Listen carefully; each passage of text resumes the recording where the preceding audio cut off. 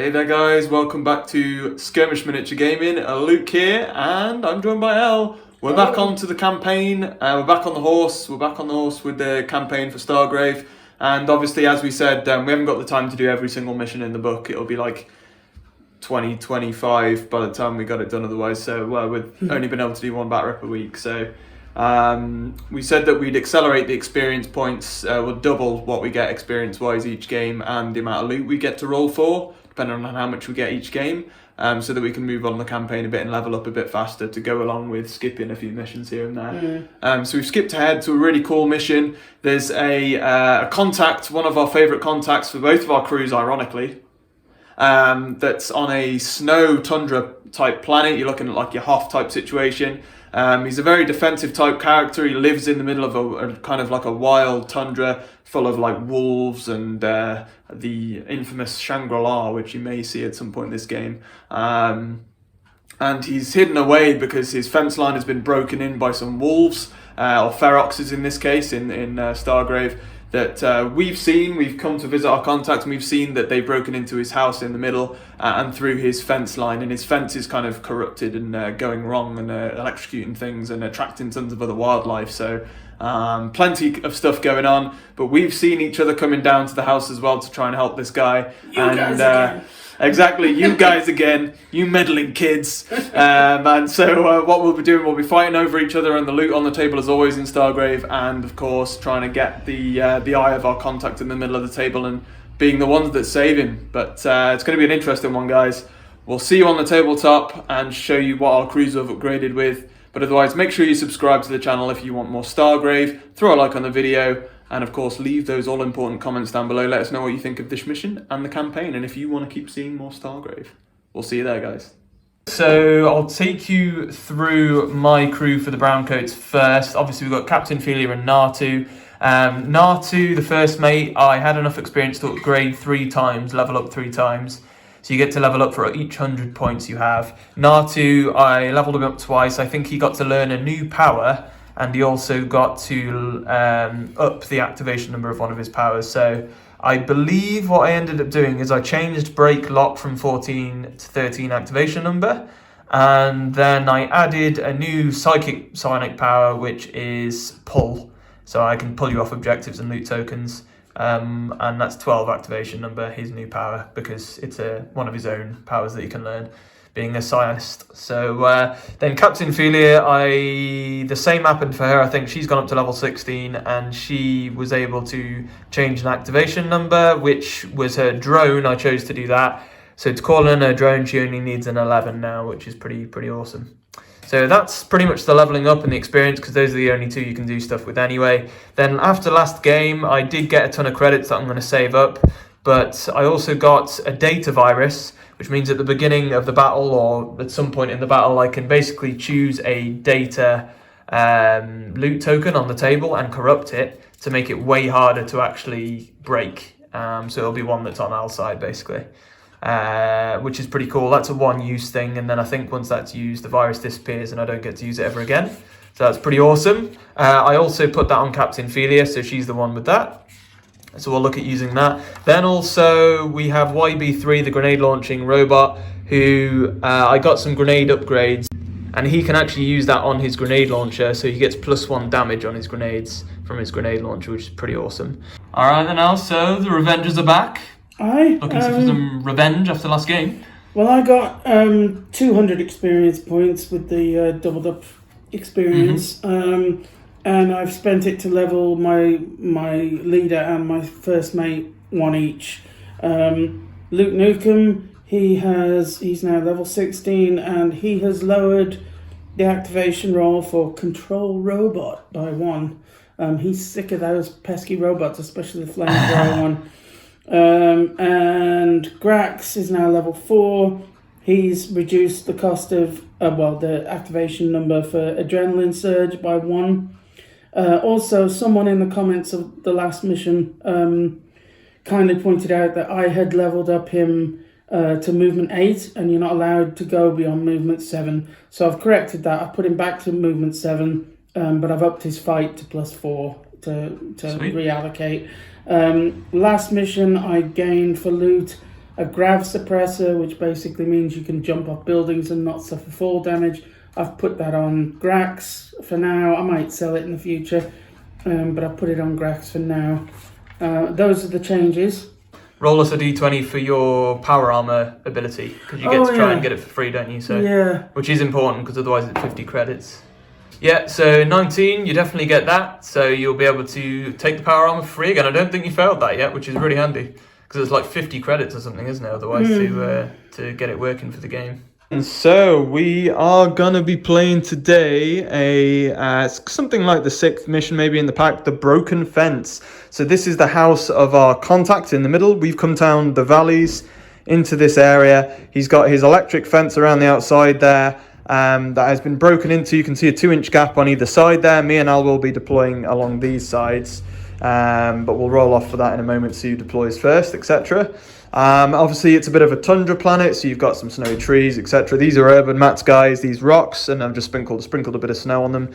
Core space for the building in the middle, and the 2 generators, and the trees, God knows where those are from, but there we go. We rolled before the game, pre-game, and we got a physical loot token to be the token in the middle, in the center, which is on top of the building. It does say you are meant to put it inside the building, but it's a bit complicated for us to use the inside of the buildings on this, so we've just gone with the top for now. You place 4 Ferroxes on the table, which are going to be these wolves for this game. So figured since we're on a tundra planet, we'll use some nice ice wolves. 1 on each corner of the house is what you're meant to put on. They're not supposed to leave this grid where the electric fence runs around the house, or the bunker, whatever you want to call it. Only if somebody comes within line of sight of these gaps, or you can create a gap in the fence, which we'll go over in a moment. So if one of these Ferroxes sees a man come in this gap, they can then move towards them to move outside of it if that's the case, but we'll end up probably coming into it anyway. The fences count as being 2 inches high, and they can send kind of electric pulses through it because it's broken technically from the Ferroxes breaking through. So basically at the end of each turn we roll on an event table for the fence. It can either shock you, or it attracts more wildlife such as Ferroxes or the infamous Shangri-La, which may come into the game later, we'll see. And they come in around the edge of the table. But you can make a hole in the fence, 2-inch hole in the fence, if you're in contact with it, by rolling a physical loot test. So, you know, when you break into a physical loot token, you take the physical test. You can do that same kind of thing to actually break a hole in the fence. Also, if you're in contact with the house in the middle, you can stop the pulse going through the fence by controlling the controls on the house, by passing a data loot token test. All right, let's do a roll d20 then, Al. And it's a 16 versus a 5. So I get to choose the side. Obviously, I'm just going to stay on this side, guys, straight down the back. I'll be down the back there. And then after that, Al, you will be placing last, so therefore you get to place the first loot token. We have to obviously place on our opponent's half of the table, but one of them also has to be placed inside this square fence as well. All deployed, and we've got on my side here for the brown coats the 2 twins, Ardu and Pi. We've got Natu, the first mate. We have the new one, Sunique, which is my hacker. And we've got the grenade launcher robot, YB3. We have the Chiseler Caius, Captain Philia, who's captain. Obviously, we've got the XA2 robot, which is the flamethrower bot, and then we have my medic Regis and the trooper Carmine. Over your side, Al, at the back there. I've kind of split into a sort of an ops group and a combat group. So I've got my captain over here with both the hacker and the chiseler and the medic to look after him. Nice. And then I've got my sniper, my heavy armor guy, Grax obviously, and his pet gobbler over here, and then the 2 recruits backing them up over on this flank here. Crom and Chronique, nice. And there we go, we've now placed in the loot tokens as well. We have the one in the middle anyway, but I'll place the data loot here, which had to be in my half and in the middle section there, inside the electrical fence. I put a physical on that side of it, and then also I put a data loot token there and a physical, you put one there, Al. However, I do have my data virus for this game. I'm going to unleash it onto the table. I don't have to have line of sight or anything. Just pick a data loot token on the table, and that becomes target number 26, did I say, I think? 24 or 26, something like that. Basically nigh impossible. I think it's 26 on this data loot token here. So you can still hack it, but it's going to be a lot more difficult than it was before. We'll get into a roll-off on a d20 here to see who gets initiative for the first turn. An 18 for the brown coats and a 10 for the Revengers. So brown coats will get initiative here with their captain phase, turn 1. Okay, Captain Philia, she's going to go and activate these 3 on either side of her as well, obviously. We're going to go with a 3-inch power move push and get to there. And then I'm going to summon my drone, which I need an 11 for nowadays because I changed it from leveling up last game. I got a 17, more than enough. And I'll bring in the drone. And then for her second action, it has to be a move. So I'm going to just move 5, go up to the fence line, and get ready for my chiseler to move up, hopefully this round, and chisel it, man. Chisel it. And then Caius does have enough movement this turn to move up to the fence. So he'll get up to the fence there. And then he's going to try and crack it for the second action, using his, he'll have a chisel ability, but he's going to try and actually hack down the fence, which is a normal physical loot token test. And then he gets +6 on his roll. He needs a target number of 14 to crack a hole in the fence, so he needs an 8 or higher. Boom! Gets a 10! And we crack open the fence. It sparks, but it cracks open the middle, and we'll open that middle part there. And there we go, we cracked the fence in the middle, made a little 2-inch gap there, which does now mean the wolves can obviously see me, which is a bit unnerving, but we'll go for it anyway. We've got the 2 robots here, they get to go. I'm going to move 5 just in behind the fence here, and then I'm going to use the flamethrower. Go straight into the wolf on the other side there, nasty. So this is going to be a flamethrower straight into this wolf. Ignores cover because I'm burning straight through the fence. And it's going to be on a shoot +2 for me, and then I'll watch your fight for the wolf. +2. Or the Ferrox. +2, so we're both on +2. See what I get. I get a 20 though, versus an 8. Nasty. And he's only got 8 armor, the Ferrox, and there's no cover there for him because it was the flamethrower. Would have caused 13 damage, he only has 12 health, so he gets fried. Then I'm going to go with YB3 and pretty much do the same, but with the grenade launcher, shoot directly into the Ferrox. Blast is going to go directly above the Ferrox there. Let's make a roll. And I'm getting a 15, more than hits its target, and so gets bang on and hits the Ferrox. Then I get a +3 shooting attack against everything that the grenade launch template covers, which is just the one Ferrox. So now we can both roll.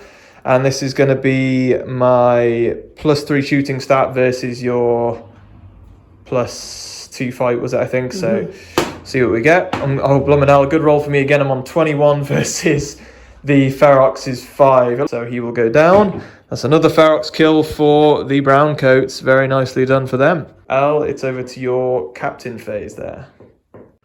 And there we go, moving up on your side, pushing up a little bit. To get up to the fence. Second move, just getting up to the fence, and I suppose some of the others will do the same. There we go, getting them up Moldus. And then you're going to go with Newcomb, the captain, moving up, and then he's going to half move, and get up there. Okay, you might as well try to do a power then, and use that 3 movement with a power instead. Yeah, because might as well, why not? Yeah. He's got energy shield, it's 0 strain, so there's no damage anyway. No damage if he fails. So it's just a 10. Just a 10. Which you get as well, so there you go. He's got now absorbs the first 4 points of damage he takes. There. And then double move. Just get up there again. Get up there. Yeah, unfortunately the fence on our side has ended up being a little further away for some reason. I don't know why. We have measured out the middle perfectly though, so there is that. The only upside being that the wolves won't go for me this turn. Yeah, exactly. Within the perimeter. First mate phase, which is for me here, so it's going to be Natu and these 3. My hacker is going to move. It's going to go for 6, come up round the back, and we'll go for 3, jump into the middle of the fence there.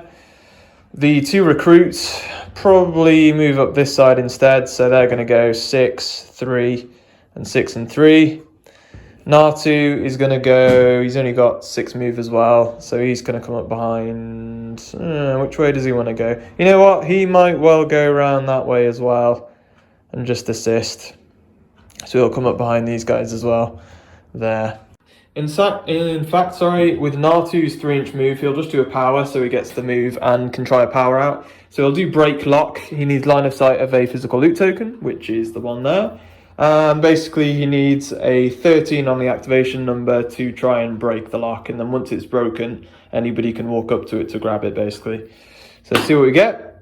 You get to 7, which I would need to exert myself by 6 and cause 6 damage to myself to do it. So I'm going to leave it be and just use the movement. Grax is moving straight up to there. So you're going to do control animal, try and control the Ferrox. Yeah, he's going to try and use his beastly nature to identify with the wolf. He'll stare into its eyes and say, "Join me, brother." Need a 14 or better. And only a 4, so he definitely doesn't do it. Can use the 3-inch move. Use the 3 inches. There you go. Pop on up. Move 6 for Ajax, pushing him up. There we go. And then half moving up behind Grax. Yeah, move 8 for the creature, for the boggle. And then up he goes. Another 4. Another 4 to get just up in front of his master. So Hooper the sniper? Hooper the sniper, having seen that this Ferrox is too feral for Grax to tame, he's going to try and shoot it. So you've actually got a +1 damage carbine as well, which you upgraded him with a while back from one of the missions. Shoot is on his sniper. +4. Alright, so going up against the Ferrox, +2 fights. But there will be some changes to that as well because of the shooting through cover, etc. And then he's just going to move 6 for his second action. 10 damage to the Ferrox. He's on 2 health left. He's bleeding all over the place. And he's going to lash out now. But that's your first mate phase, Al, yeah? So it's just into the soldier phase. I activate the rest of my dudes and my drone as well now, which is pretty cool. The drone can move 6, but he can also fly, so he just avoids most things. So he's just going to go there, and then there. He'll just go up the steps a little bit, actually. Just go up to there.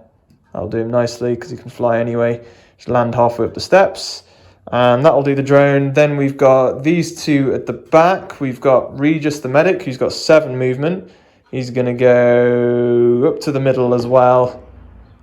And he'll just have to stay there for now, I think. Nobody's been hurt, so we're not too worried.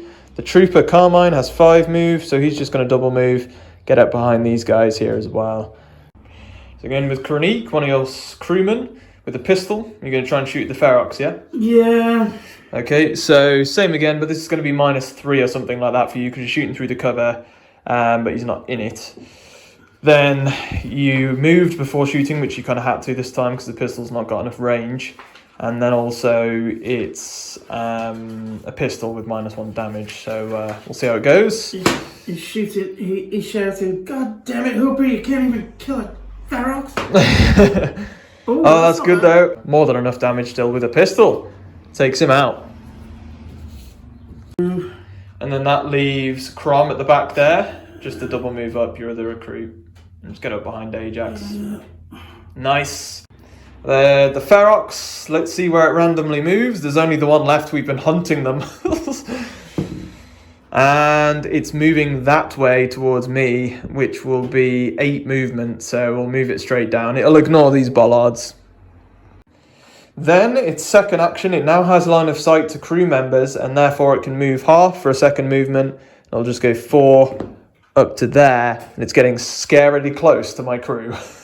However, if the fence at the end of this turn now electrocutes me, at least it's going to electrocute the Ferrox as well, possibly, we'll see. But otherwise, let's move on and roll on the broken fence table and see what that does. Al, do you want to do it? D20, go for it. See what we get. We want a low number of 4. I'm pretty sure that's everybody within 2 inches of the fence gets electrocuted. Oh no. Yeah, so I'll check it, but I'm pretty sure. So, every living creature within 2 inches of the fence, there's a random pulse around it because it's broken and it's not working properly. And as Al said, the guy, the contact in his house is probably some crazy loon dude who's just sitting there like with a button, pushing it, just zapping everybody that comes near his house. He's a survival prepper, is it so? I thought that was quite a funny image. Alright, so let's go with the Ferrox first. He gets zapped. It's a +1 attack against everybody within 2. So the Ferrox, and that will be a draw because it's both +2. Actually it's +1 for the fence, +2 for the Ferrox, so he's fine. Against my robot, Al can roll for the fence in this case. I'll defend. Ooh, it's going to be a win for me because I'm better at the defense than the +1, so that's fine. Regis gets a 3. Ooh, that one could hurt me. Let's check this. Regis took 2 damage for that attack, which puts him down to 12 health left. We'll go for Sonique, the new crew member. He needs to defend himself. Al's doing the fence. I'm fine with that one. We've got Caius, the chiseler. Could do with him not getting too hurt. And that'll be fine. 16 versus the 15 there. I've got enough fight in me. I think the trooper's going to be within 2 there as well, so we'll do him. And he won't be affected. His armor's too strong as a trooper to be hurt by that. We'll go with Captain Philia, getting a 21 odd, maybe 23, so that's going to be fine versus the 17. The other robot, YB3, that's a 16 versus what you got there? 6. A 6, yeah, that's fine.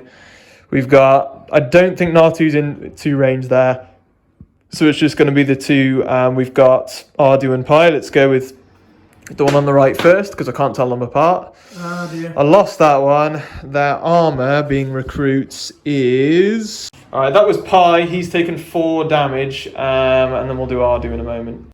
Ardu now in the middle. He's my last one to get shocked. A 2 versus a 6, but that's not going to be high enough to beat my armor, so we'll be fine. Right, now I'm going to be attacking L as the fence, and you'll be defending us. So you got the rabbit, the gobbler. 8 damage to the boggle. He's on 2 health left. He's been been electrocuted, and out comes the boggle. Oh dear. He's raging. Alright, let's do Grax opposite him, who's as animal as he is, to be fair, so he might get pretty angry. 17, and you'll be fine on a 19. Then you've got Ajax, who's heavily armoured, and we'll be fine. You've got Crom. Yeah. Crom's down to 8, he took 4 damage, nasty stuff. These 2 are out of range, luckily for them. Trudy Benson. 17 versus a 7. Al's not rolling so well for the fence. And Benson is down to 6 health. Brutal. Let's do Luke Newcomb. He's a 9, which goes to a 10. You'll be fine on a 15. Moldus in the middle. That's your hacker, isn't it? Yeah. An 11 for the fence versus a 6. The armor for a hacker. 10. So he takes a damage. Sid, the pilot, the chiseler, Lucky Sid, who is lucky because that's only a 9, so it can't beat his armor. So he's okay. The pulse wasn't strong enough to electrocute him.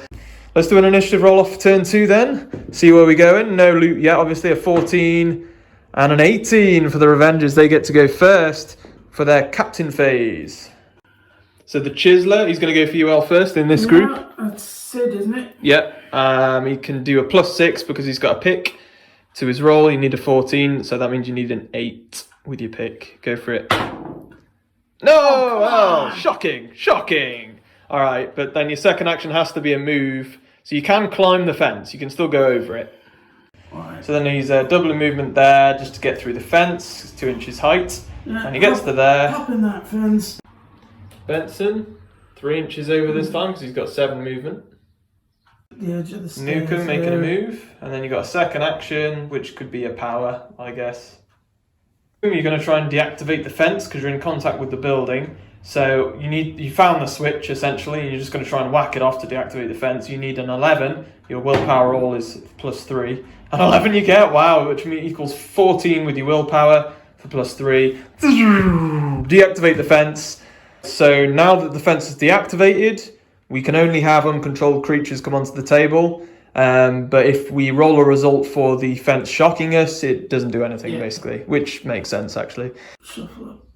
I'm going to shuffle up for half with Moldus and tuck in there, getting forwards. So Captain Philia is going to go and then activate 3 others around her. She's going to use target lock to force my Grenadier bot, YB3, to fire a grenade into the air and down into a point of my choice. I'll see if I actually get the roll first. I need a 10. And I get an 18, more than easy enough. Now I get to choose a point on the map and place the template there, and it hits everybody automatically. So that's going to be in the middle of those 3, so that's going to hit Newcomb, Moldus, and Benson the medic. Alright, let's do a roll. I'm on a 9 plus 3 versus, what's Moldus? That's 14 hit, which means 4 damage against his 10 armour, so Moldus takes 4 damage. And then we've got Luke Newcomb. Let's hit him. We might as well see what happens with him. And this time I'm only getting an 8 versus your 8 though. So I'm imagining you've got an 8 there. Yeah, plus 5. You've got a good fight with Newcomb. He's fine. So then Benson the medic is the last one. I only get a 4, which goes up to a 7. And you're more than good enough. And that was just Captain Philia's power move. So move 3. And then she'll half move. Get into cover at the edge there. Ready to shoot down the flank later if she needs to. Alright, and then the grenade launcher YB3 robot is going to activate next. Philia's done.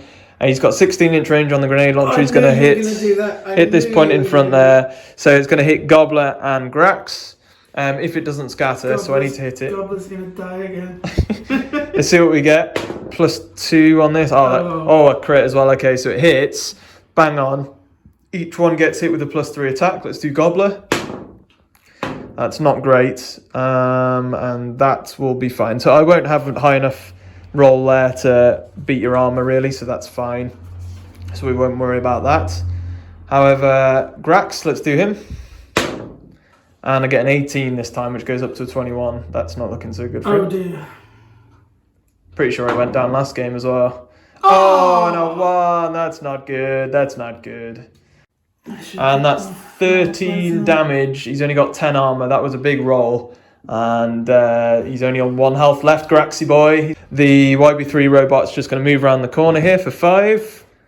And gain cover behind Captain Philia. And he'll be done. We'll go with my Chiseler. We'll move 6. Get up to the bottom of the building. And we'll climb 3. I've put a dice next to him there just to say he's gone a couple of inches up the side of the building, so he's hanging on the edge right now. The last one I'm going to activate is going to be, I think, the Trooper Carmine, who he's going to take shots into the Ferrox and try and take him down. He's got plus 3 shoot, you've got plus 2 fight with the Ferrox. I'm on a 7, and the Ferrox is more than okay, so it's going to be down to the flamethrower like maybe later to try and finish it. But the Trooper will then just make a move for 5, and we'll just get up in behind here and be done. So you've got your first mate phase. It's going to be Grax and the 3 surrounding him. So Gobbler first. He's got lots of 8 movement, lots of movement. Get himself straight up there in between the tree line. So Grax is going to attempt to regenerate. Yeah, because he needs to heal. Because he's down to 1 hit point, which is brutal. Yeah. I'm needing an 11 for this. Okay. Fingers crossed. 8! 8. And you can't obviously exert yourself the damage because you'd kill yourself to try and pull it off, and then it kind of defeats the idea of it anyway. But you could budge 3. Alright, Grax is only on 1 health and he couldn't regenerate. So you're thinking of falling back? Yeah, he failed to regenerate. He's battered and bruised and in bad shape. So he's running back to the med bay. So you can go 4 over with Ajax to try and climb over the fence. There he goes, straight over, getting towards that physical loot, and then you can do a half move or a shoot. And then you're moving up for a half move, getting closer to the loot token. And then you're going to move up. I'm aware. So pistol shot into Natu after you've moved. So this is going to be -1, but there's no cover to be fair. So 10-inch range, you can get him.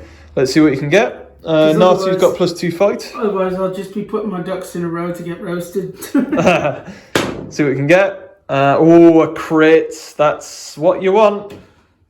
And Natu's down to 1 health. It was a critical pistol shot right into his bulbous head, into his psychic powered head, and he's got a massive headache now. And he's also wounded and stunned, so he's got the wound marker on him there. He will only get 1 action now in the first mate phase, so it's well timed. You can hide behind that. Right, guys, so just pulling back a moment here, we forgot about the injured rule, the wounded rule, and stunned rule, unfortunately. So the wounded rule, Grax and Gobbler here have gone down to below 4 health, which means they're wounded. They have -2 to all their die rolls, but also they only get 1 action. So Gobbler only got the 1 move to there, and then Grax only had 1 action. So Al, you've decided to run back that way, give a bit of range between me and you, and start to head off the map anyway. Yeah, Natu with only 1 action. He's just going to move around the back of the rock slightly here, start to push towards the edge as well with his 1 move. Then obviously these 2 here will activate in the first mate phase. They're going to shoot pistol shot, 1 into Gobbler, +2, and it's going to be -2 for Gobbler because he's wounded. And okay, that puts you on 9. That one did nothing. My roll wasn't high enough to beat your armor anyway. Second pistol shot from over here after I've made a 6-inch push with the recruits. And then we're going to go with, that is Pi on the right, his twin. Takes a second shot, pistol again. That's a bit better. It's on 13. 4 damage to Gobbler, down he goes. His standard trait is going out early in the game. So down he goes, and on goes Pi with his move, up next to his twin. Shooting into Pi with Hooper, and he hasn't moved, so it's better to shoot now. So see what you can get. I've got +2 fight for a recruit. And I'm getting a 6 to go to 8. And Hooper is +4 for shooting. Yeah, he's a sniper, so he's pretty good. And you're on 14, nice. And Pi takes 5 more damage. He got shocked by the fence earlier, so he's down to 3 health left. He's not looking so good. Hop in the fence for your second action. And then you've got Kronique at the back. That's what I'm thinking. So Kronique moving up. Yeah. Pistol shot. He's moving on up. He's smelled weakness on Pi. Gonna try and pistol him again, get a crit. Alright, so we get +2 to my roll to 8. And that's not going to do it. You get -2 anyway for the move and the pistol, so not so good. The flamethrower is going to go from XA2 and just roast that Ferrox, which ignores the cover obviously, so I'll just go for it, see if I can take it out. So it's +2 fight, and I'm +2 shot with the flamethrower. However, you get a 17 to a 19, so that's going to be more than enough to stop the XA2. Then the XA2 bot will just probably make moves around the corner here. Otherwise, I think it's just going to be over to Regis. He's going to try and shoot the Ferrox. This is going to be on a +2 once again. Now you're going to have to defend.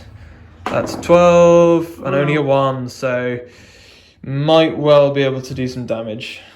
3 damage to the Ferrox with the pistol. Not amazing, but it'll do for now. And then Regis will just move down the flanks. He's actually got 7, so we'll push him down to there. More than enough, just about to there, I'll do him. And then we've got the hacker, which is Sneak. See what he can do. He's going to try and pistol the Ferrox as well. Only +1 shoot for the hacker, so let's see what we can get. Getting a 13 versus a 2, so definitely doing it there. 7 damage on the Ferrox now. He's not got too much health left, but managed to take him down a wee bit. Hacker is going to then move 6 this way and let those guys take on the Ferrox. The drone left to go. He's going to move up to this physical loot token, try and crack it. +2 willpower to crack it, so it needs a 12. Oh, a 7 with its +2, so nothing there for the drone. It sits still for now. And that is the end of that turn. It's going to be the Ferrox to go. Alright, the Ferrox goes towards the closest line of sight model, in which case there's 2 within equal range, so we'll randomise it. They'll say Carmine is a 1 to 10, which it was an 8, so he'll go for Carmine. And the Ferrox is in combat with him now, with Carmine, so I'm going to have to defend myself. Al, you can roll the Ferrox. So, +2 for the Ferrox. That's 4 damage against Carmine, and he's down to 10 health remaining. End of the turn, roll on the table. I'll see what the fence does, or the animals. Obviously the fence does nothing now. I think that might be the fence as well, so we'll check. Let's do a roll off for turn 3, going into turn 3 here. See what we get. 5 for the brown coats and a 17 for Avengers. They get to go first again this round. Alright, so you're going to shoot with Benson, with a pistol, into the drones. +2, go for it. 16 for me, but I get no additions because I'm a drone. So it's just 16 for me. You're not going to be enough to beat me though. Half movement going up the side of the building, so you finally get to the top. So you're going to move with Nukem, get up next to Sid with a double move, and that'll be that. And that is that.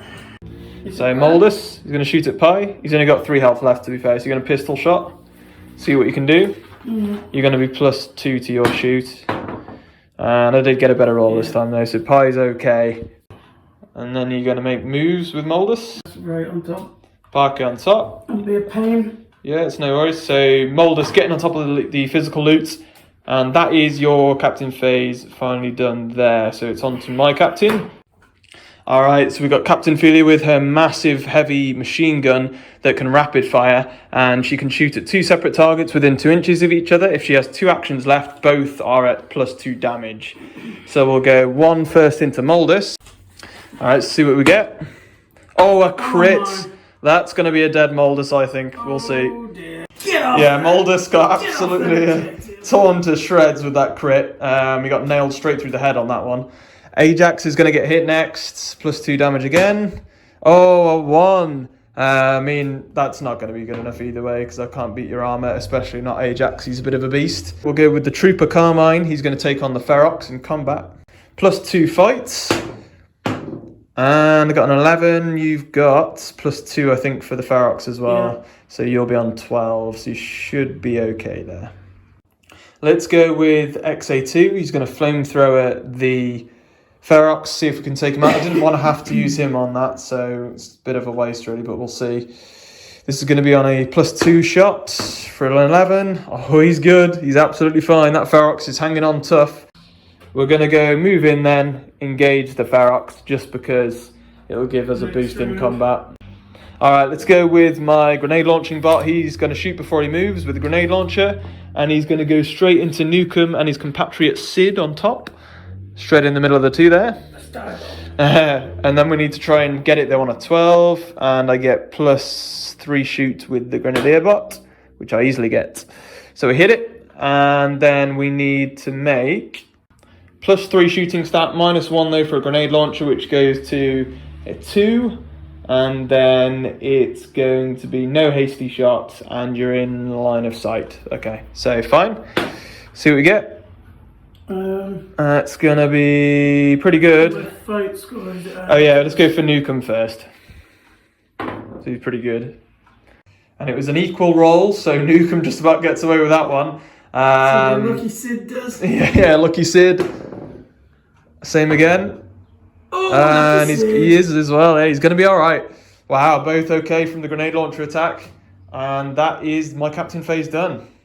First mates, neither of them are gonna chain activate. They both are wounded with 1 activation, 1 action for their activation. Both going to move off the table, I think. Alright. Straight off. Nice and simple. Both off, which then goes down to soldier phase, which is now the Revengers to go. Right, who's going first for soldier phase? Well, this Crom? This lucky shot who nearly blew your psychic head off, I guess he's going to try and finish off by... Okay. Because he's down to 1 wound, and I'd like to see him dead. And that could well do the job. 3 damage exactly, takes down Pi, and he goes down, bites the dust. First one to bite the dust for me.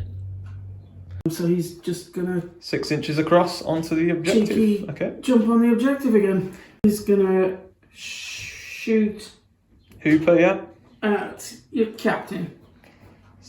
Alright, here, yeah. So she is gonna have cover. Let's go for it. And that's gonna be close. Captain Philia goes down to 5 health remaining. Brutal stuff. And then you get to make a move as well. Yeah. It's moving up a bit over the fence line. Yeah. Fair enough. Won't have cover from him, but I'll have cover from that lot, I suppose. That's fine. Yes, he's Chronique. gonna jump the fence. It's 6 movement, so 2 movement to get over the fence, and then a little bit more, which should put him in range to have a pop at your captain again. Alright, so -3 for cover and moving. It's a long Captain shot. Philia, and still, if you get the good rolls in this game, it doesn't matter. So you're going to be on 11 to my 9, so you will beat me. Moving around the corner. Getting contact. And then you're going to try and get the token. And then I'll try and get the token. So you need a 14 with your willpower. So you need an 11 to try and crack the loot, which you get with a 17. So you crack it, and I think with physical loot you get to pick it up straight away. Droney is going to fly for 6, jump down to the data loot, and try and crack the data this time instead. And this is going to be on a roll of a 12, I think, because it was +2 for the drone for willpower. Yes, it was. And I don't get it. I was off by 1. Not quite. So the data loot sits where it is. The chiseler is going to avoid the physical loot now. He's going to jump down 2. And then he's got another couple there. And then he'll move, half move for 3. Start moving off towards the physical loot that side. The medic's got 7 move. So he can move quite comfortably up the side. And he'll move another half move, get onto the objective there. Then, and you know what, in fact he's not, he's going to go this way and try and help out the drone with that loot. Then the hacker here, he's going to do the same, and he's going to jump the fence line here, and he gets to push just over the edge of the fence there, because he has to climb it. There's no gap there, and then half movement will get him 3 inches just up behind the chiseler. And yeah, I think Ardu's scared that his twin went down. He's going to drag him off the battlefield, 6 and then 3, and he's going off that way. And he'll come off with Natu. I think it's end of that round. The Ferrox needs to actually go after me. So he's going to attack straight away into... It's senses blood, and so goes after the one with the lowest health, which is Carmine, the trooper.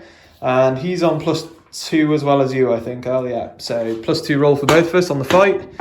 10 for me, 7 for you. So he's okay for now. Carries on fighting. And the wolf is actually up to 10 damage. Carmine hits it back.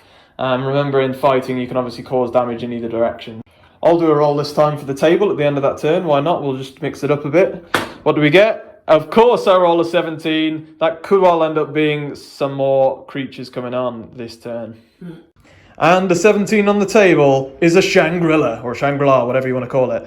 So random table edge, and we'll put it on exactly where the dice points, which is basically where Grax came off the table. So maybe he's returned as a big monkey. Al, you can put him right on the table edge there. It smelled the blood from Grax dragging Indeed. himself off. So if you want to know what the Shangri-La is, it is literally in this case, a bit of a gorilla, angry gorilla that lives in the tundra. It almost like in this case, we'll say that it's a bit of a legendary Yeti type Bigfoot situation. All right, then, so into the next turn, let's go into an initiative roll-off for this next turn out. And get an 11 versus the 13. And the Revengers will get the initiative for this turn for the captain phase. Obviously, both of our first mates are off the table, so there won't be any first mate phases. So Sid, the chiseler, yeah? Yeah. He's going to try and crack it. He's got picks. I can't remember what is that. Plus 6. Plus 6. And then his willpower as well. His willpower is just +1. So okay, so it'll be +7 to this roll. So you need a 14, so you'll need decent roll, yeah. 7 or better. Easy peasy, 17. And Sid cracks it, and physical, so you can pick it up straight away. However, remember, with the physical token, it halves your movement. And there he goes, straight down the side with half movement. He's got 2 inches down the side, so he's got 2 inches to go. So we put the dice next to him to remember. He's going to have a cheeky go at controlling that flamethrower robot. He's in line of sight. Sure. So you're going to try and control it with Luke Newcomb, the captain. My activation is 11. Go for it. Although it is strain 1. So you get it on an 18, easy peasy. However, you take the damage, yeah. And I got willpower +1. If I make a willpower target number 15 duel here, then I can escape the control. So I need a 14 and I get a 4, so don't do it. So you now control my XA2 flamethrower bot. So next time you activate soldiers, you can activate him as one of your own. And then after that activation, I can keep trying after each activation he makes to basically regain control, I guess.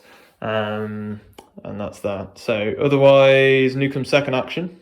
All right, and then you say Newcomb's going to move down the side for his second action. If you put him at the bottom, and then we'll put a 1 next to him, so he's got 1 more inch to climb. So you can probably, it's going to cost 2 to get over the fence. So both moves, pretty much. Just about over the fence. Yep. It's going to cover him.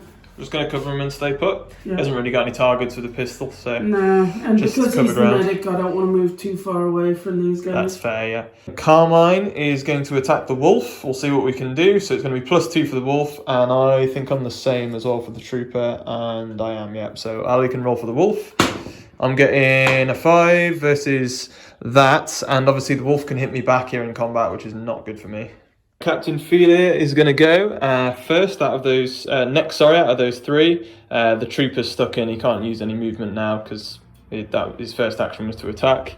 So Captain Philia will go, she's going to use her power target lock and use the grenade launcher robot to fire into those there. And I need, not that, that's really poor, so I fail. And then she'll only get a move, in which case she'll start probably to move her way backwards this way. So then I will probably jump that and move a couple with her second action. The Grenadier bot will shoot into Ajax. And this is going to be a similar sort of thing, but I actually need to hit the target first. So let's see what I get. And that's definitely going to do it with the 17. His own shooting has been very, very good. I need to stop rolling over there so I hit it. Stop hitting it. But that's going to go, I'll choose for it to go bang in the middle of the 2. So it won't scatter now. And it's going to be, let's do Ajax first. So we're both +4 for versus Ajax. So let's see what we get. Oh, that's pretty good for me. I've won that one. And now Caius, who is, I think, a recruit for you, isn't he? So that's just going to be +2 to you. And this time, once again, for me, +4. And 20 for me. That's a good roll again. Yeah, so Crom dies there. He wasn't on enough health to take the blast from that one. And down he goes. Nasty stuff. That really hurt, that one. That landed perfectly for him. Then the robot will just make moves, so 1 inch for you to get over there. And we'll just join Captain on the other side. 3-inch move for Ajax. Took himself into cover. Makes sense. And now you can remove the stun condition as well. Because he's activated once with it. So he only gets 1 action. So Hooper, before he moves, is going to shoot into my captain. And she's got +2 for being in contact with the wall. I've got +4 shoot, so we're looking at 17. Oh, easy. Safe. She's easily done it. Okay. So that'll be that. And then Hooper's going to run away. Yeah. Makes sense. Start moving off the map to our ships. Moving Cronique. So for his main move there, and then hop over the fence and get to there. Keep a bit of cover. Spread them out as well, so that grenade can't hit more then. Or robot. Yep, so you get to control him, and then I can see if I can take him back afterwards. So I'll thump the Ferrox. Yeah, try and hit the Ferrox. I might get some XP from it. Yep, so you've got +3 fight, to be fair. They're not too bad in combat. Okay. +2 for the wolf, who's on 20 versus your 20. So it's even, nothing happens. So you can't even pull away. And second action has to be a move, which you can't. So he's done. Let's see if I can take him back. I need... Kept him from roasting me anyway. Need a 14. Now an 11. So the robot stays under control for now. Alright, let's try get this data loot token with the drone. He's already in contact with it, so that kind of makes sense. This is going to be +2 to the roll, so I need a 12 or higher. Yay, well, you get one. Okay, so he unlocks it, and then he has to use an action to then pick it up. Regis is going to move and grab some cover, and then he's going to take shots into Sid on the other side there, and he might as well do, so you're going to get +2 for being in contact with some cover. So let's go for it. And I'm going to be +2. And it's you win, so nothing happens there. Regis is done. Let's go with my Chiseler. He's going to run to that side of the physical loot and try and unlock it. He gets 6, and then also his willpower, which will be decent, I imagine, and that is +1. So not amazing, but +7 should do the job. I need a 14. Easy. Got it anyway without the help. So he picks it up straight away because it's physical loot. My data hacker is just going to move 6 and then 3, just start pushing his way off the table. Shangri-La in the uncontrolled creature phase has a 6 movement, and then it makes its second move because it can see an enemy. The Shangri-La can't then fight because it's used its second action to move in contact again. But the Ferrox, you can roll for him on a... There's going to be no bonus here for +2 because he's -2 for being wounded. And Carmine's +2. However, the Ferrox still wins, but it's only a 10 straight up, so can't cause any damage. Trooper Carmine has 11 armor. End of that turn, we need to do a roll for the fence to see if it would be a shock, which won't be anymore, or if it will be a uncontrolled creature coming in. It's a 5, which means nothing comes in for this turn. Okay then, so let's go into roll off for the next turn now. Let's keep this moving, we're nearly there now. Oh, I'm definitely not getting initiative now. So Revengers get it again. They get their captain phase first with Luke Nukem. Dropping down an inch then, well 2 inches actually, it's 2 per one, isn't it? So, and then you move up to the fence with the last bit. Yeah. Second move top the fence, there you go. You get about an inch away. And then Sid can more or less do something similar, I imagine. Yeah.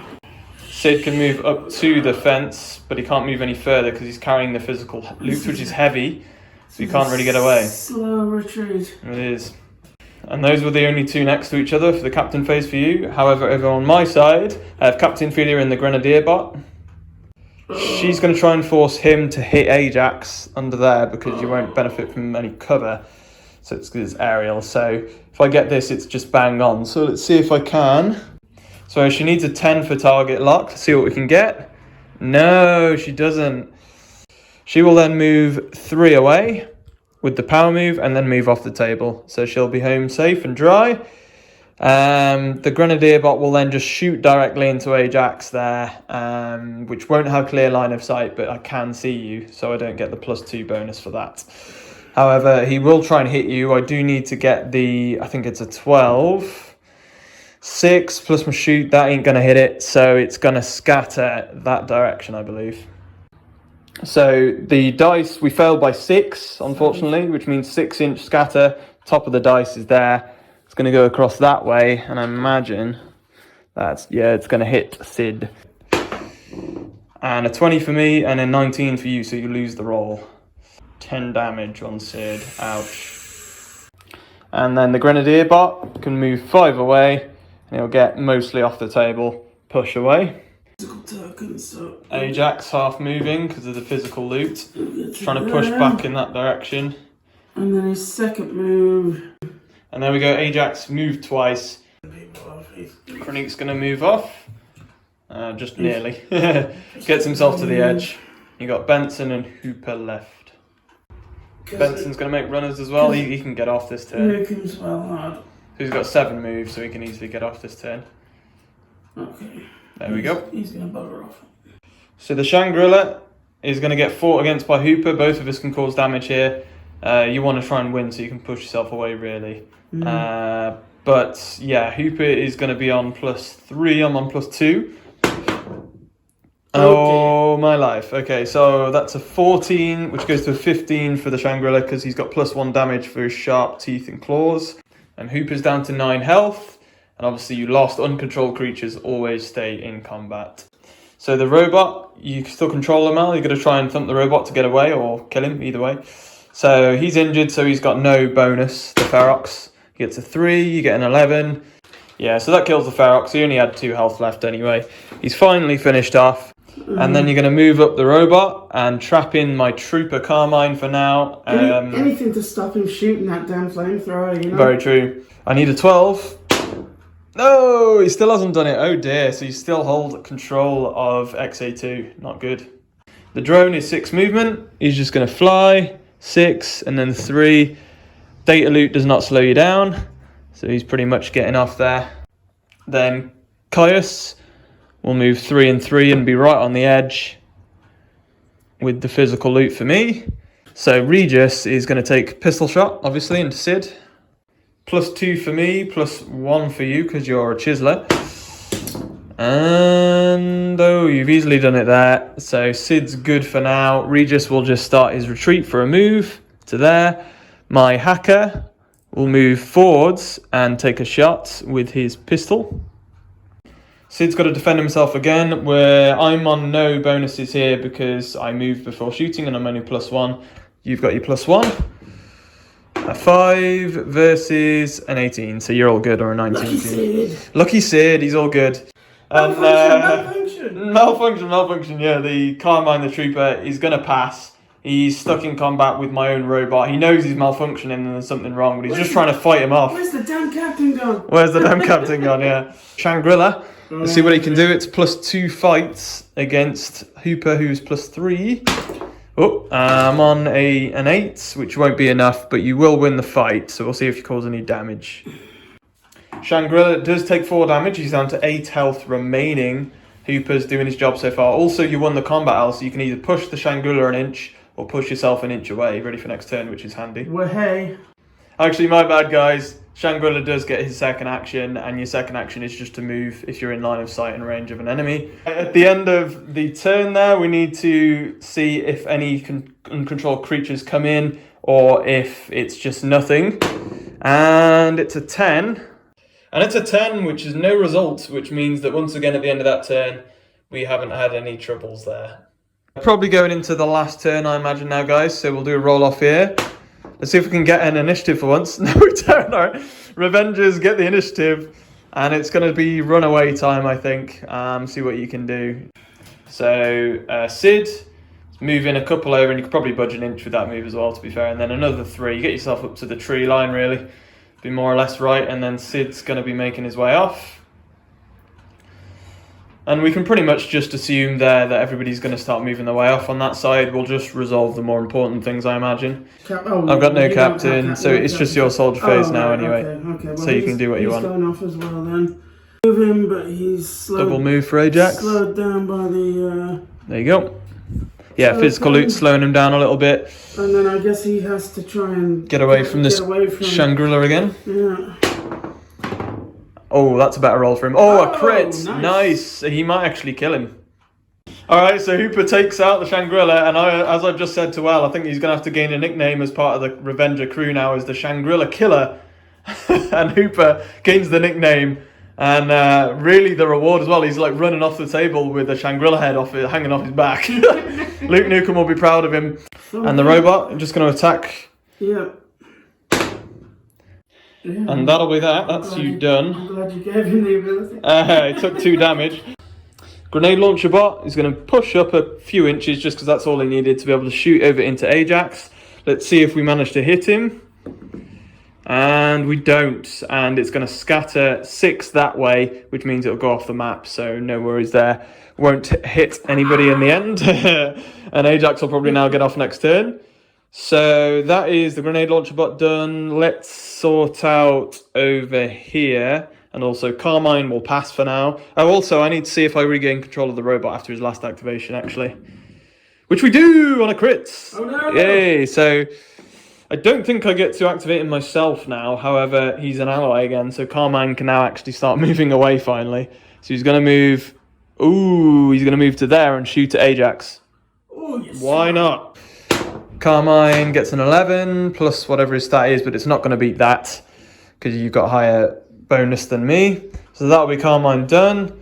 The robot I can't control till next turn. Sonic will just literally go... Oh, you know what? He's going to go that way and shoot at Sid. It's so tempting. It's so tempting.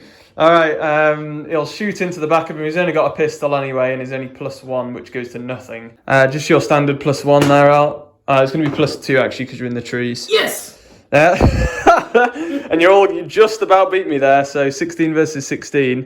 And you've got the better bonus, just about, so you're okay. That's it done. Let's get Regis off the table. Chiseler off the table. Drone off the table. I get away with 2 loot tokens. And that's pretty much going to be that. It's going to be whoever gets initiative. I think. And we also need to activate, see if anything comes in on the table at the end of this turn, I believe. That's pretty much it. Which we do. And the Ferrox is placed on the table at the end of the turn in that random direction. And so it gets placed right there in my path. Except for I'm going to get to activate it before him next turn. So hopefully I can get off the table. 12. Oh, and a 7. Let's see if I can shoot somebody off their loot before the end here. So the Grenadier bot's going to move away from the Ferrox for 5 and shoot directly into Ajax, but I need to make the roll. Oh no, it's a 1, so I miss. And it missed by that far that it's just gone way off the map. It doesn't matter. The grenade's just flown way up and over. So he's missed. Carmine, however, he's got to be shooting at you. He's standing still, so no negative either. Ajax has +4, +1 for the intervening terrain, so +5. I'm on +3 for my shoot stat. Ooh, 15 plus, and you've got 19, so you're all good. So I'll make moves, and we'll just go around the corner there for 5. And my flamethrower bot is just going to move off in this direction, get away from the Ferrox. And now that's it, I think. So it's just your guys, we assume, move off the table. And I think we can probably call it there. I don't think anything can really catch anybody. Yeah, there's no doubt Ajax can get off. Yeah. There. Yeah, he can make it off there, so... That'll do it. That'll be that. Okay, so we'll call the game there, guys. Let's go into some post-game to roll for some deaths or injuries, or getting away with it, I guess, and some loot. Right then, so 3 down for you, Al, 1 down for me. No captains or first mates have died this game or gone down. So let me quickly do, that is going to be Pi, one of the 2 twin aliens. He's just a standard crew member. 12, he's fine. On a 9+, you're all good. So let's go with Cromwell, see what you get. Oh, he nearly died. So on a 5+, you're just badly wounded. Model. Obviously, remember you've got a medical suite, Al, so you can re-roll one of these rolls. So I think you're going to save it in case one of yours dies. Yeah, Re-roll that, makes sense. I'll just spend credits to heal him up next time. Okay. So Meldus, what's he getting? Oh, he's all good. He's Okay. fully healthy on a 14. And then you've got Gobbler. Nobody wants Gobbler to die. Oh no, he would. So medical suite. It's got to be a medical suite. Reroll. Rush Gobbler to the ear. A 7, so he's badly wounded, Okay. which is better than dying, I guess. So Yeah. it's a good job you saved it, I think. Would have been sad if Gobbler went down. We all love Gobbler. Right then, let's do the loot for my crew first. My drone, and that is Caius, got away with some. So I've got a physical and a data. Let's do my physical loot first. We are going to roll twice for each loot token, because remember guys, we're advancing our campaign and we're wanting to level up quicker and get more loot quicker so that we can kind of skip some missions to get this campaign done for you guys. And it's going to be a 17 for my first physical loot. That's advanced technology table 2. We'll roll again on that, and I get a 6. And that gave me jet boots. Jet boots allow me to make a +3 to my move once per game, but I don't have to discard after its use, so I get to keep the jet boots. So I'll decide for next game who that's going to go on. Second roll for that physical loot, it's a 9. Advanced weapon table, let's roll again for a 7. And that gave me a carbine with +1 shoot, so it's basically a better version of a carbine, which is pretty cool. And that's actually worth 250 credits, guys, which is pretty neat. Do you want to do one of yours, Al? Do 2 rolls for one of yours, just to mix it up a bit? So let's do Ajax with his physical loot. We'll move Caius off, so we know he's done 16. Roll again for advanced technology table 2, which gets you a 12. And you got a hot shift pack for that, which means you can equip it to one of your weapons on one of your models. And if you want to activate it for that shot, you can rapid fire and shoot at 2 different targets with that weapon. However, if you roll a 1 for either of those rolls, it destroys the hot shift pack forever. It's gone. So it's kind of like a plasma gun from 40k in that respect. It overcharges your weapon. Second roll for the physical loot, you get a 4. 250 credits for the roll of a 4. Nicely done. We'll move back over to me. Data loot, I get 2 rolls for that. A 15, that's a good start. Advanced technology table 1, and we get a roll of a 16.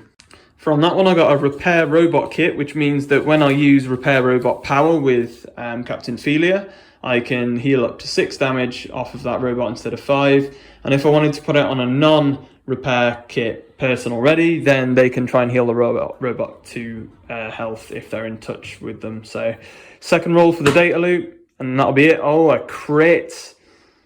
Oh, yeah. And that was, for a crit, a secret, which means essentially what secrets are. It's secret with 200 credits. So what I can do is it's a word of mouth thing, so I can sell that secret about some secret loot, basically, that only we found out about. And you can sell it for 200 credits, or you can announce before the next game that you're going to use that secret information. And if you grab the middle loot token in the middle of the table on that mission, that specific scenario, and get away with it, then you get to choose any advanced weapon or technology or alien artifact from any of those tables, and you get to choose without rolling. You can choose whichever one you want, and you get it. So Sid gets 2 physical rolls. Go for it. And an 18, that's a good one as well. And it's an alien artifact. I'll see what you get in. Good roll. Oh, a 5. It could still be good. We'll see. That is a data worm, which if you put it on somebody, or your captain essentially, they can use one of 3 data-related power abilities without straining themselves from the power as well, and that's once per game. Or you can sell it for 400 credits, which Al seemed to like the idea of. Bucks, yeah. Alright, so go for your second and last roll. Here I come. Yeah, more ship upgrades indeed. An 8. Advanced weapon table. Last roll. A 3. And that's a pistol plus 1 shoot stat. So it's basically an upgraded pistol, which is pretty neat, because there are lots of people with pistols. I might give it to... or it's 200 credits. So, with the rolls out of the way, we'll obviously sort out experience for next game whenever we might end up doing that. Oh, as always, guys, hope you enjoyed this scenario. It was a bit of a longer one today, but it was enjoyable, and I think a pretty good one. The Shangri-La ended up coming in, which was exciting. We got some Ferrox in there as well. And our crews gained tons of nice, juicy loot ready for next time. But make sure you throw a like on the video, guys. Leave comments down below. And make sure you subscribe for future Stargrave content if you want to see that. From me and Al, as always, guys, happy skirmishing. Thanks for watching the video, guys. Please do make sure to like, comment below the video, and obviously subscribe for future skirmish content and all that skirmish goodness. Otherwise, if you wish to support the long-term sustainability of the channel and myself to be able to release more skirmish gaming content, if that's the kind of thing you like, you can go over to our Ko-fi membership page, where you can sign up for any fee of your choice to pledge towards us to be able to in the future make more content for you than just the current 1 day battle report a week. You can follow the link in the description below, or you can hit the Ko-fi button on screen now to go sign up and pledge your selected amount. But thanks to anybody who pledges, and to all members that have been on screen. Otherwise, I'll see you in the next video, guys, and as always, happy skirmishing.